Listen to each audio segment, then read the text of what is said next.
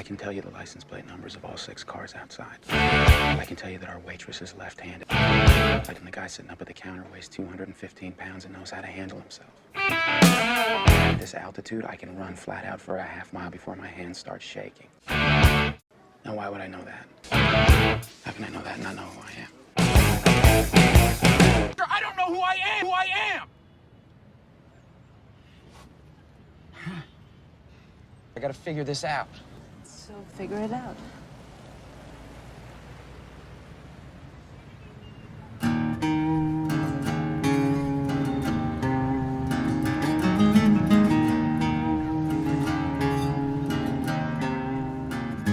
So imagine waking up, looking in the mirror, and you don't know who you are. Now take it a step further. Imagine becoming aware that you're different, but you don't know why. But there's no doubt that you have all the signs of someone who's been trained for something very particular. Who are you? Why are you trained? That's all it took for Jason Bourne, where he follows the evidence like a breadcrumb trail that led him to discover his lost identity. And when you really get down to it, is our story really any different? The search for our origins is one of the most human endeavors. One of the most, because to know that we are particularly unique. We're so different. We stand out from every other animal on this planet. If you're just joining in, this is the story of my journey to sort out the big questions of life. Using logic and reason only, I wanted to understand how we got here and why we exist. Let's go back to the extraordinary aspects of being human. In this journey for truth that I was on, somewhere along the line I realized if we paid attention to the abilities that humans have inside of us, we'll realize evidence that if we followed it, it would lead us to discover the truth about our identity and our origin story. And if you haven't done it yet, check out episodes 2 and 3, where I review what the world's best scientists and thinkers have to say about the most compelling evidence about our origins. Everything we know boils down to only two possible worldviews. We either believe the universe and human life came about by completely natural causes, and the most likely of those is Big Bang or an abiogenesis, or we came about by a supernatural cause, a creator, or the God theory. And that's it, folks. Those are our only two options. There's a philosopher named Alvin Plantinga who weighed in on this, and he says there's about 36 thought experiments that actually form a type of like Jason Bourne breadcrumb trail leading to the truth of our origins. And in this episode, I want to share my top 5 favorite breadcrumbs, because when we follow those, I think they lead to the most logical worldview. My hope was that nailing down the question of how we got here would shed some light and offer some implications about why we're here. What is our purpose on earth? So before we start going down this breadcrumb trail, I want to say this. If you don't get anything out of this video series, please get this. If someone doesn't know why they believe what they believe, there's a really good chance they really don't know what they believe. And they'll be destined to always secretly question themselves. Whether you believe in this God, or this holy book or that holy book, or whether you think we're just all one happy series of meaningless accidents, we should all pay attention to the way we get to the answers to the big questions of life. When our process for determining truth isn't logical, our conclusions are destined to be wonky. So let's get back into it and determine which worldview is the most accurate. The primary question is this: did we come into being through completely natural means Or are we created by some supernatural being out there? Are you ready? Here we go. Okay, I know it's gonna sound funny, but this first breadcrumb is that math is the language of the universe.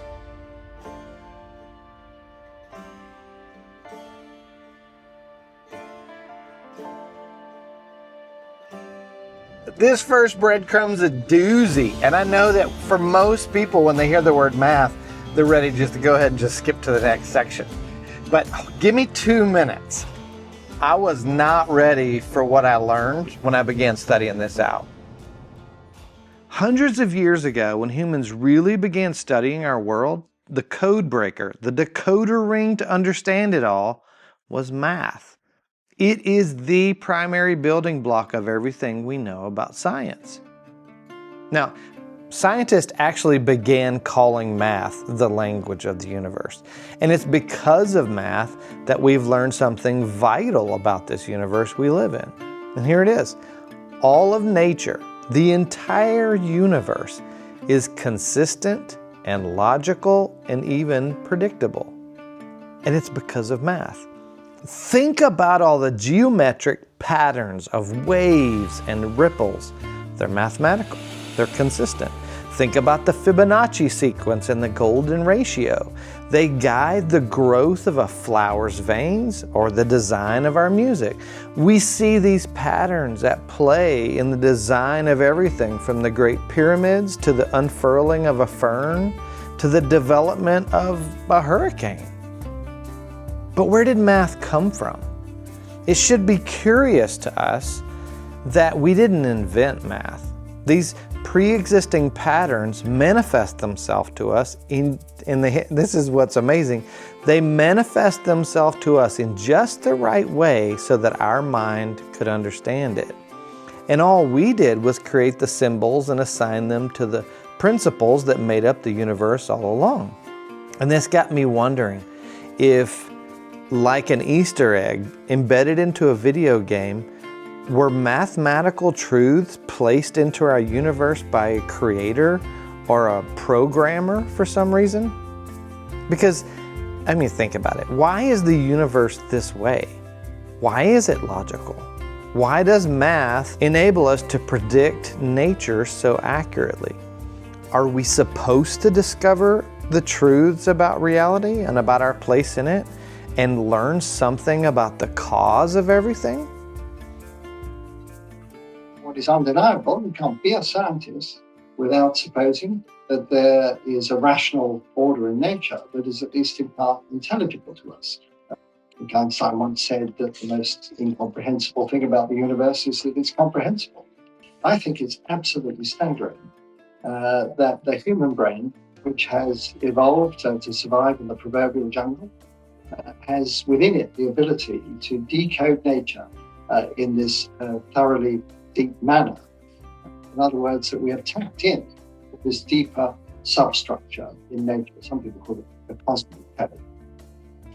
And if that is the case, if this is not just an enormous fluke, a happy series of accidents, if it can be established, then that to me comes very close to something like a meaning or purpose in nature. And so I set huge store on this ability to do science and do mathematics, the comprehensibility of the world. I think is the absolute key to there being something deeper behind it. And it's something that we, as representatives of comprehending organisms, are tapped into in a very fundamental way. Math is the language of the universe. And I'll add to it that the universe is telling us it is intentionally consistent and logical. Okay, on to breadcrumb number 2. Everything was caused by something, some sort of catalyst.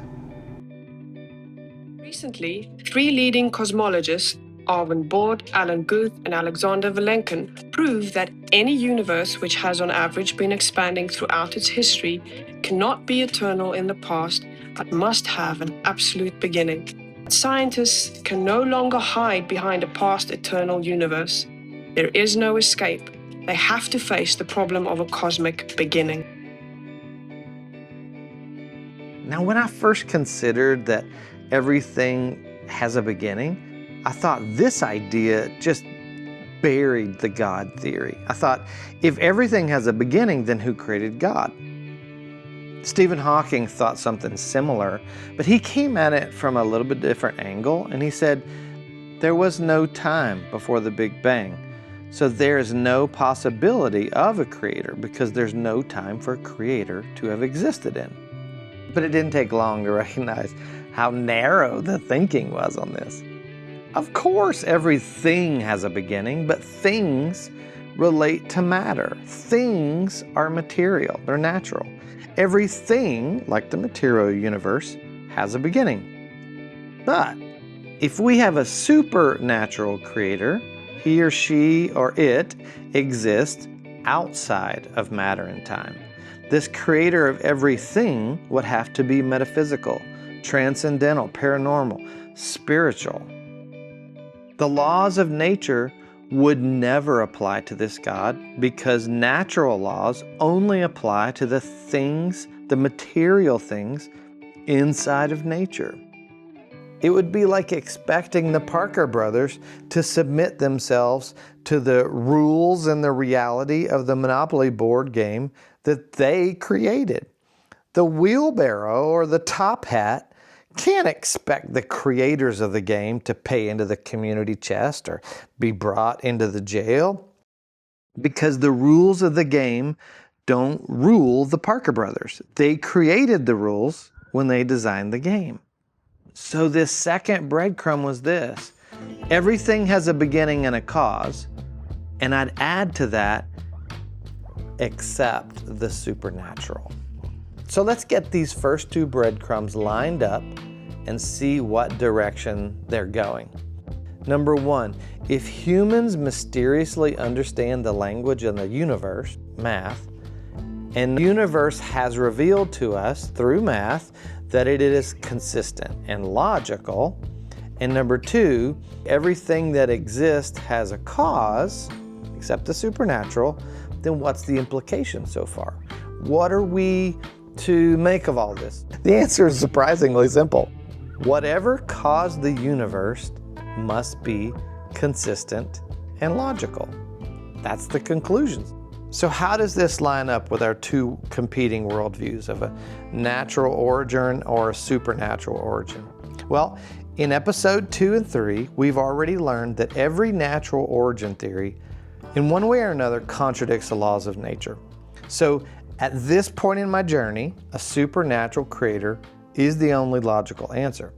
But let me say this. If you're concerned about science not being fairly represented here, hold on. There's still wiggle room for quantum physics to weigh in on this, but that's going to have to be sometime in the future because today those explanations do not exist without undermining the scientific method and the laws of nature as we know them. So, back to the breadcrumb trail. Breadcrumb number 3, human consciousness. Now this is another big one that's tough to wrap your head around, but give me a couple of minutes to lay it out. Most people define consciousness as the you inside your body. It's the part of us that won't show up on an X-ray or an MRI because it's our awareness of our own life. Our view of right and wrong, responsibility and choice. Our consciousness holds all of our feelings, dreams, hopes, fears, and memories.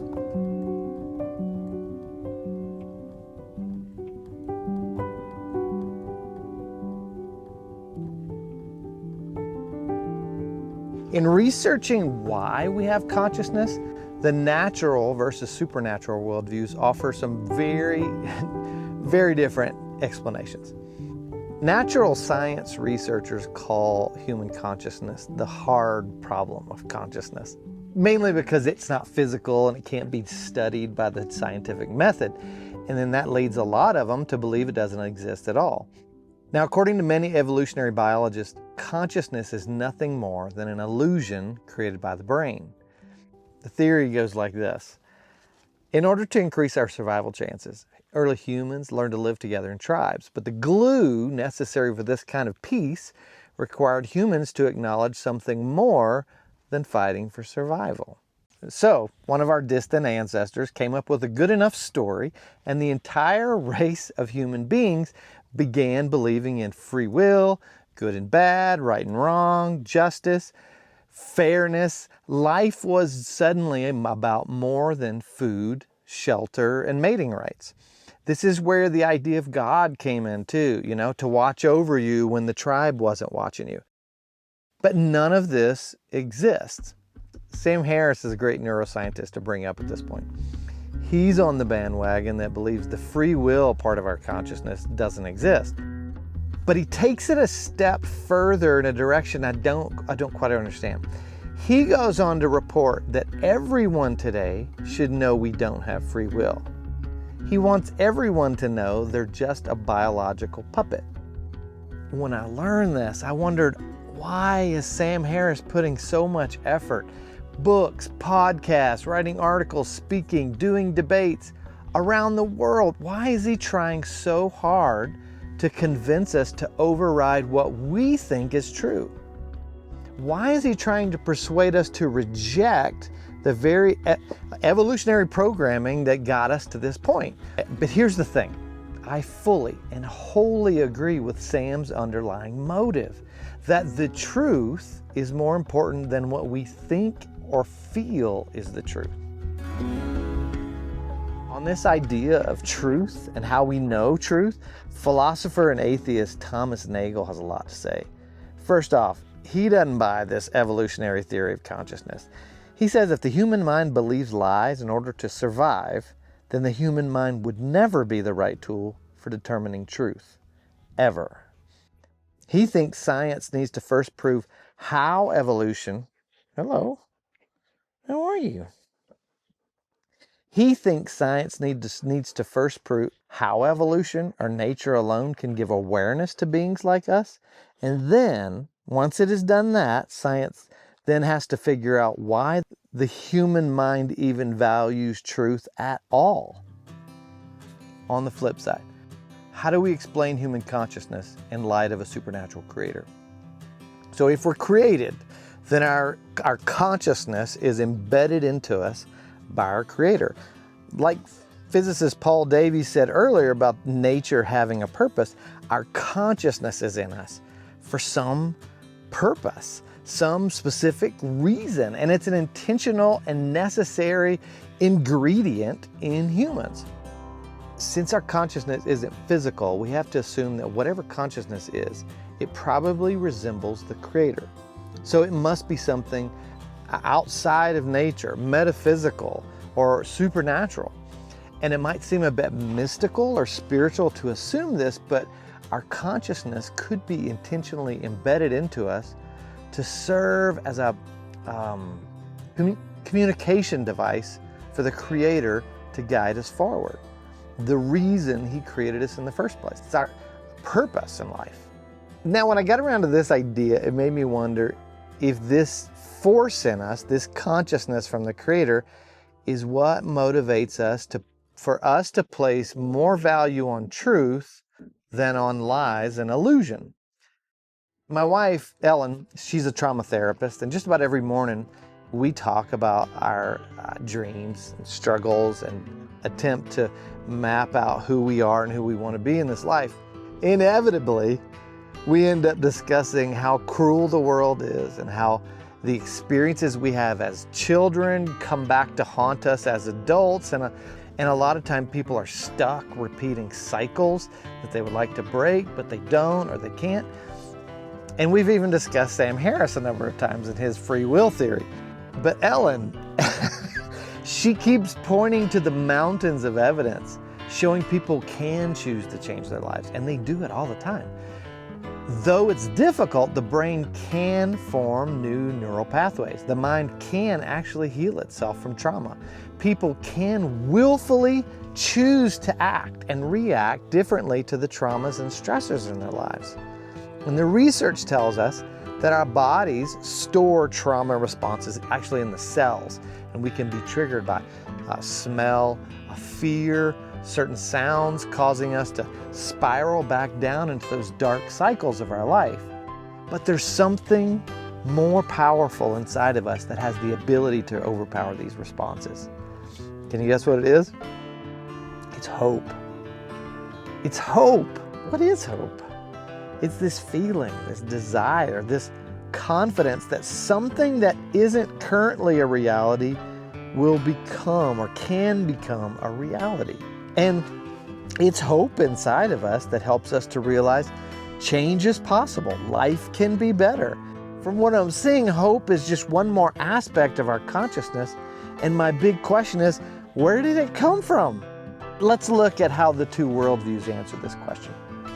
If our consciousness is evolutionary, then hope is just one more lie, one more illusion that our brains have to believe in order to survive.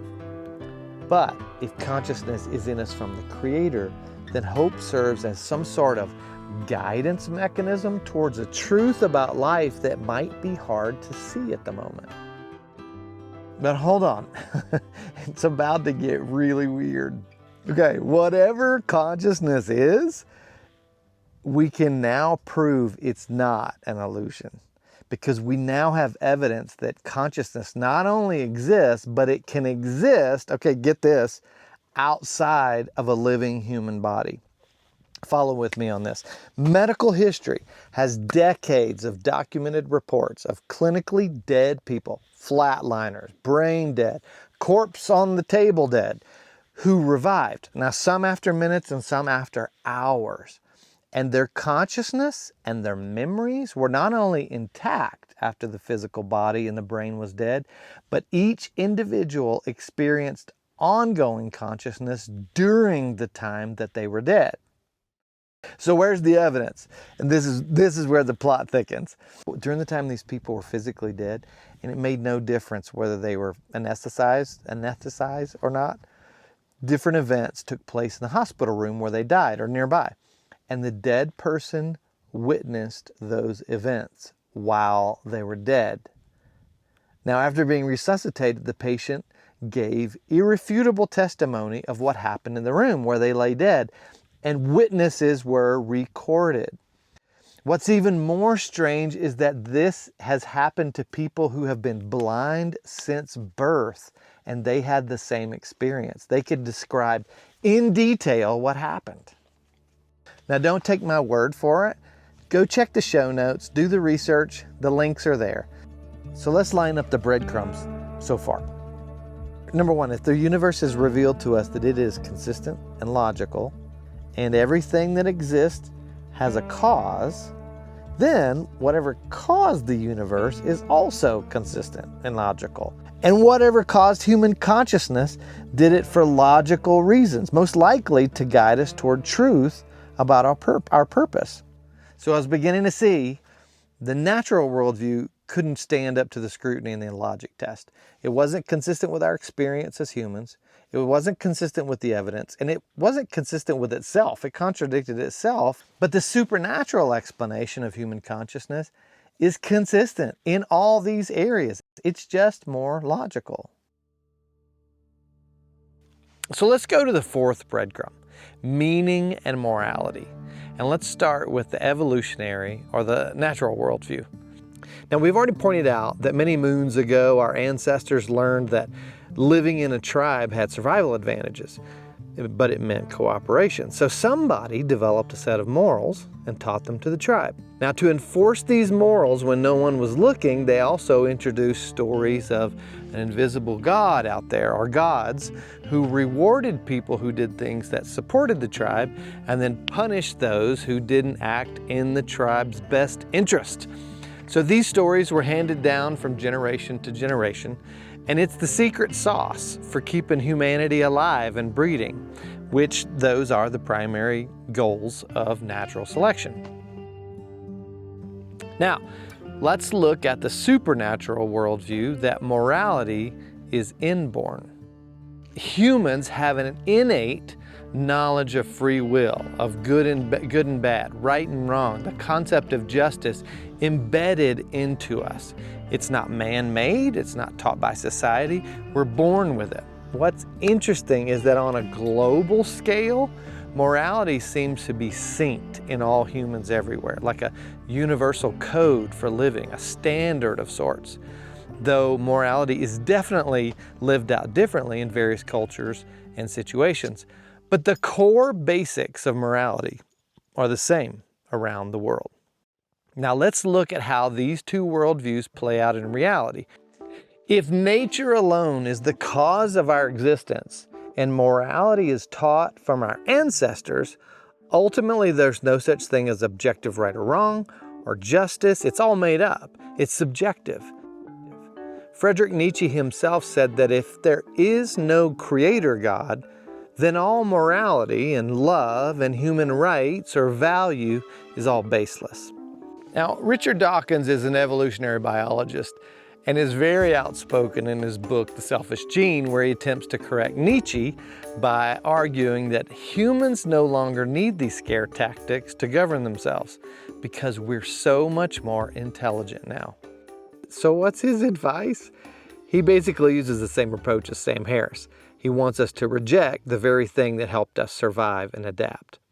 He says, let us try to teach generosity and altruism because we're born selfish.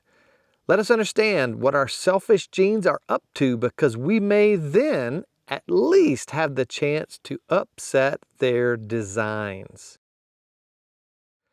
Do you see what he's suggesting?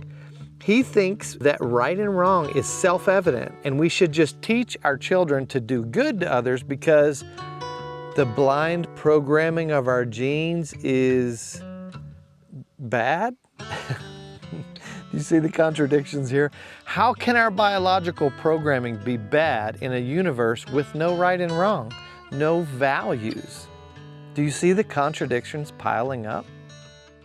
In an interview with Justin Brierly, the host of the Unbelievable podcast, Richard Dawkins said, what humans call value are nothing more than random developments in the evolutionary process. And when Justin pressed him about it, Dawkins agreed that the human belief of rape being wrong is no different than having 5 fingers instead of 6 because it's just an arbitrary part of the evolutionary process. Now let's see how this plays out in history. Throughout written history, no one has conquered and bred like Genghis Khan. He is the poster boy for natural selection because today 16 million people have his genes in them. I'm not joking. Do a swab in your cheek and check your own ancestry. The data's all there. Here's how he did it. First, he forced hundreds of women into his harems as sex slaves. Next, he conquered the entire continent of Asia, during which he raped so many women and girls that his genes are still prevalent today over the entire earth. But here's the problem. On what grounds could we categorize Genghis's rape and murder as bad? What makes rape and murder bad? History tells us that Genghis declared his purpose in life was to forge the largest land empire in history, and he would do it by any means necessary. And that's what he did. Genghis is the pinnacle of self-actualization. But so what? So what if Genghis devastated and destroyed millions of people in the process? Remember, right and wrong is just a human construct in this worldview. Fairness doesn't really exist because there is no standard of fairness or right or wrong. In the evolutionary model of life, the only person who can decide what is fair or right or wrong, guess who it is? It's the strongest, it's the most violent, and Genghis was that guy. Now let me be dreadfully clear. The contradictions of the evolutionary worldview are hard to avoid in real life. If morality is just a survival technique of the brain, then there's absolutely no grounds for human rights, altruism, ethics, justice, this is what gets me, any feelings of meaning or value or self-importance or friendship or love is flat out deception. It's our mind projecting something for us to believe that doesn't truly exist.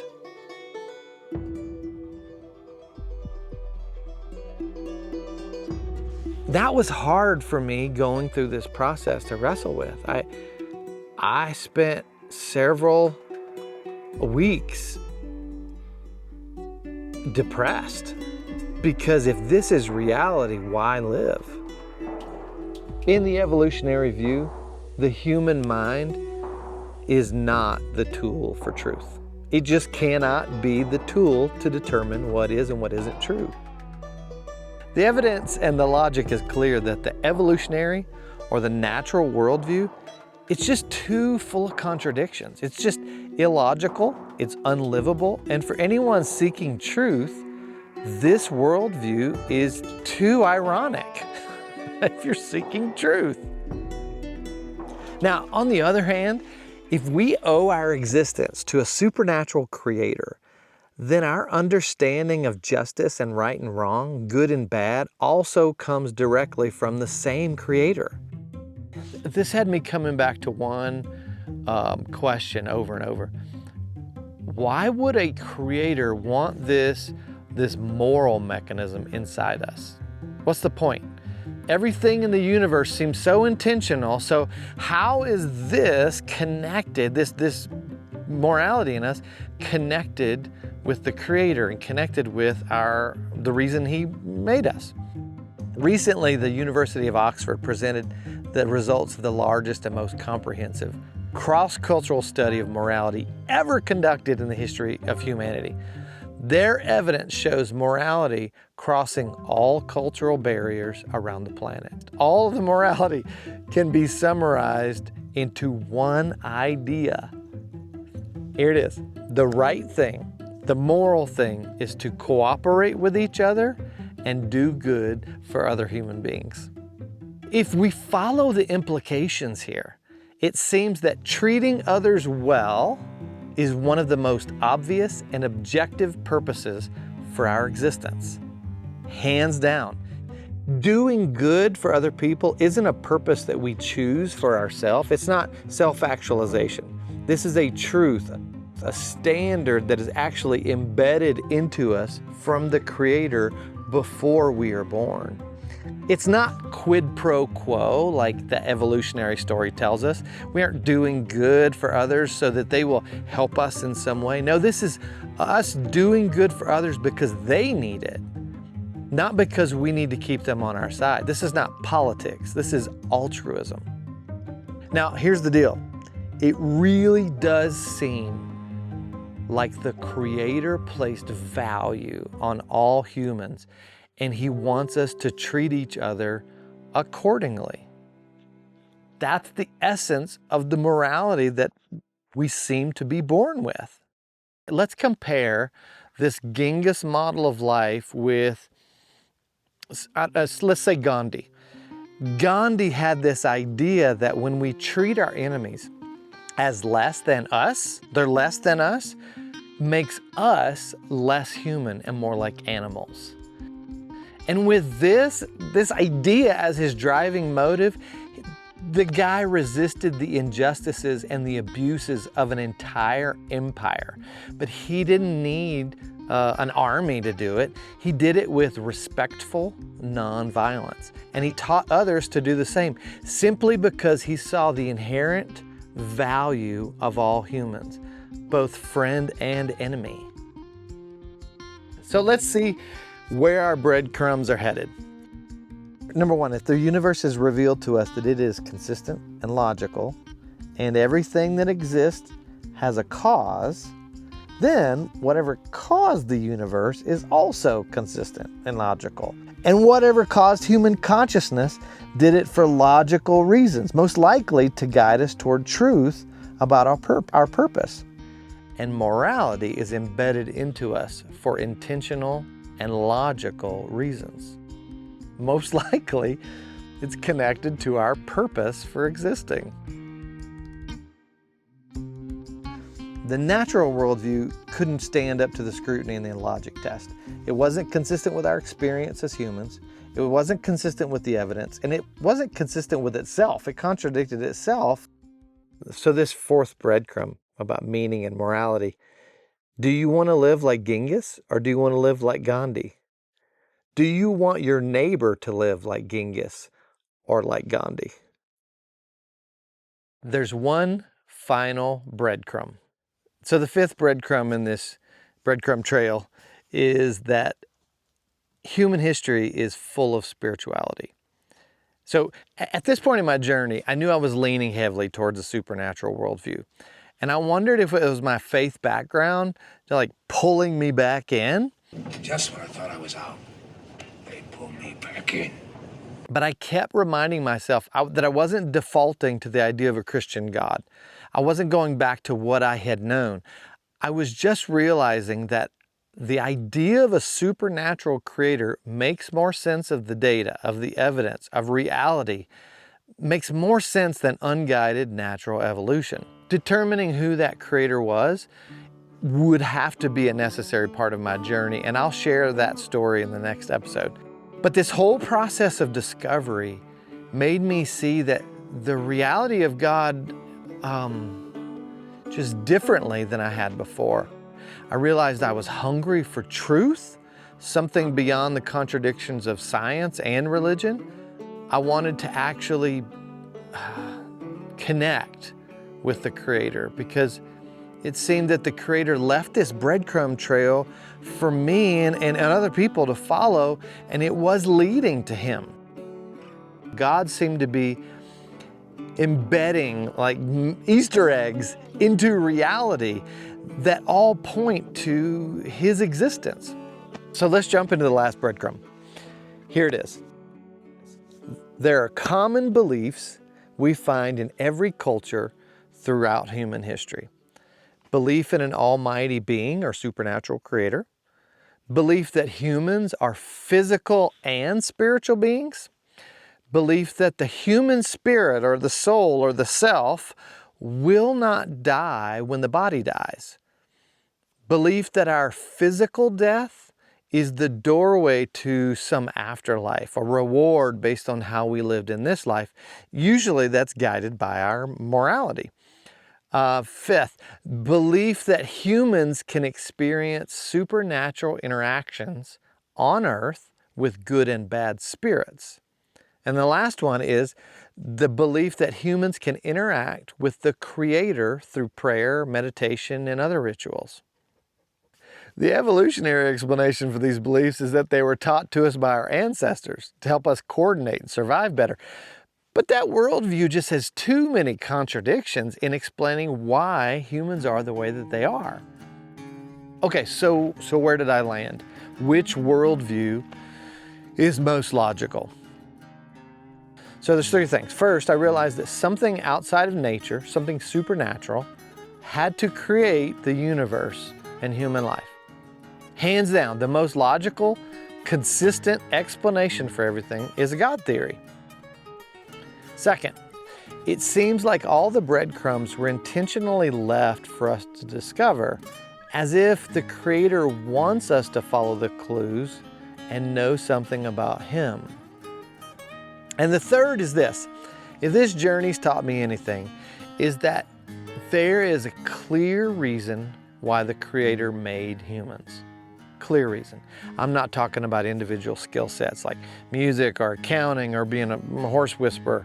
I'm talking about a universal purpose for all humans, an intention when they were created. By the existence of morality in us, it seems as if it's a billboard from the Creator showing that He values human beings and wants us to all treat each other accordingly. Our purpose in life seems to be altruism. I don't think there's any way around that. Even when we aren't rewarded for it, when it requires sacrifice, our purpose seems to be altruism. This seems to be the one human behavior we see worldwide throughout history, and that only makes sense in light of a Creator God. So I finally nailed it down, and I felt confident in my homework. My process, my journey so far had led me through the known science to a logical conclusion about the cause of the universe. It could only have been a supernatural creator. In closing, let me wrap this up with a thought from Tim Keller, pastor and philosopher. He says we can bicker back and forth whether or not there's a supernatural creator, but at the end of the day, we only have two options. Number one, we can simply refuse to think about it and live as if there's no God. And in doing this, we would disconnect our thoughts from our real lives. We would say we're incapable of free will, yet we would still continue to choose our own meaning in life, along with our preferred ethics and morals. And at the end of the day, we would, and this is funny, at the end of the day, we'd be very grateful if other people's chosen purpose in life doesn't overpower and oppress us. He says the second thing we can do, the other option, is to recognize that there must be a supernatural creator, because it's the only logical explanation of why the world is the way that it is and why we are the way we are. In this, we could accept that we are real, that morality and meaning in life is attainable, and it is the bedrock for us to flourish. We could live as if humans have intrinsic value and inherent dignity.